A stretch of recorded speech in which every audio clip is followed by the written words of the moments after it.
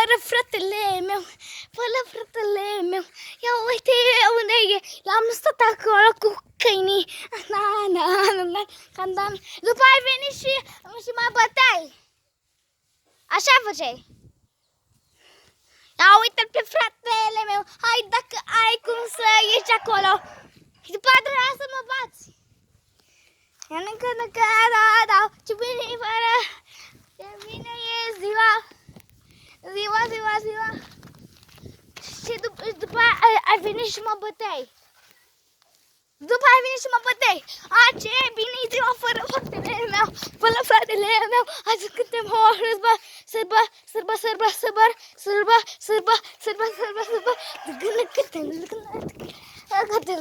Ia uite pe butica rusă. Nu.